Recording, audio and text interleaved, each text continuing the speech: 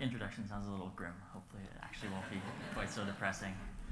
I suspect that my parents still regret that they left dusty old copies of The Freedom of the Hills and Basic Craft sitting on their bookshelf when I was a child.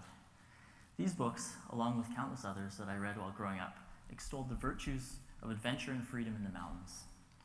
They also meant that for the last 25 years or so, my parents have had to worry, and quite justifiably, as you can see, I might be about to do something stupid. In this case, practicing my hip belay technique on my little sister. I feel very fortunate that I discovered the mountains at a young age. They helped me to form a sense of personal identity as I grew up.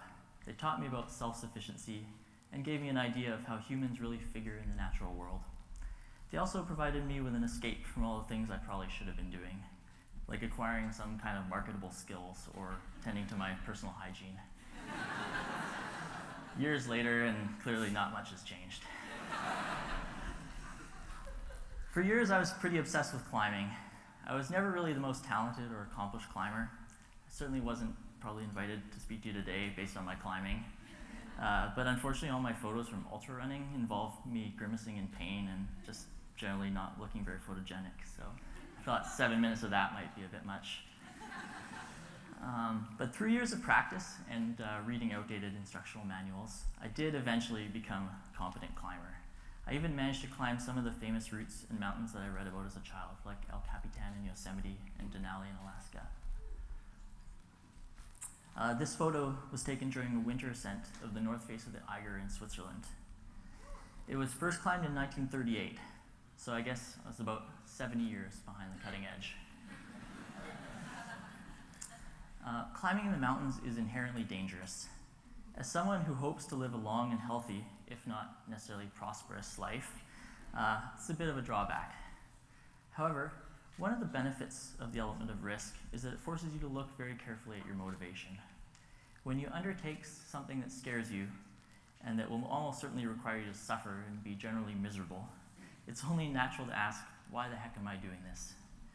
This is the question that animated many of the books that originally sparked my interest in the mountains. There are numerous justificatory narratives that run through the mountaineering literature. For some, the reward comes from the experience of the natural world. This view is typified by the archetypal French guide Gaston Rébuffat, who wrote stuff like, "But how splendid is this intimate dialogue between man and the forces of nature." Scottish climber Tom Patey, on the other hand, saw climbing as a more irreverent pursuit. In fact, he liked to make fun of Gaston Rébuffat, and indeed the French in general. He seems to have most valued the unique culture and friendships formed in the mountains. For example, he wrote that good climbing and good company often go together. Each is essential to the enjoyment of the other. Two other dominant narratives are well illustrated by the two biggest names and rivals of the golden age of Yosemite big wall climbing, Royal Robbins and Warren Harding. Robbins saw climbing as a means to self-improvement. He wrote, "The rock is a field of battle between our weakness and our strength."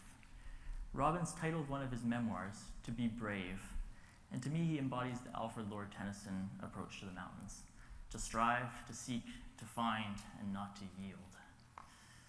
Warren Harding, on the other hand, wrote a book called Downward Bound about climbing, much of which is dedicated to making fun of Royal Robbins.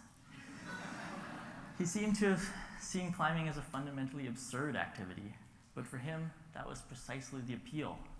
When asked why he and his partner climbed mountains, he replied, "Because we're insane."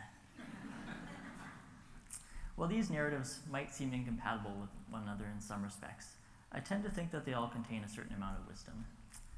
However, I suppose what I'm really advocating for isn't one particular justification, but for self-reflection more generally. We don't need to wait until we're miserable or scared to ask, why am I doing this? My own answer to this question has changed over time. These days, although I still climb, I spend a lot more of my time in the mountains running and ski mountaineering. I train hard for these sports, and I'm lucky that my background and genetics align pretty well with their demands. However, my approach continues to be informed by the books I read growing up, and by values like nature, friendship, self-improvement, and even, or perhaps especially, a sense of postmodern absurdity. Thinking about these things actually helps me to avoid taking myself too seriously.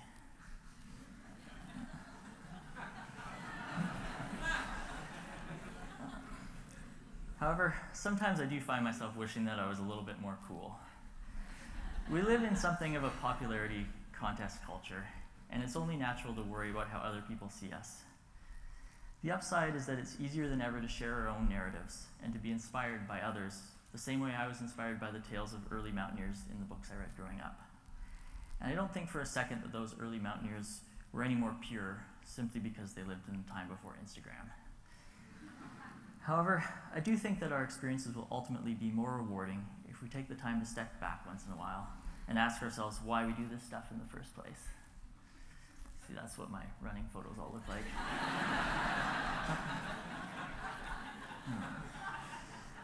As you can see, I'm pretty much a lost cause when it comes to being cool. The one-piece Lycra suit. Yeah. Probably not very cool. But it is something that I've come to accept, and I even see it as a source of pride. After all, if I suffer, take risks, go broke, and I even look like a dork, then surely that shows that I really love what I'm doing. I'm not sure how my relationship with the mountains will evolve in the future, but I suspect it will continue to involve some wipeouts. But hopefully it will also involve some social media-worthy sunsets. I hope that all of your future adventures will too. Thanks.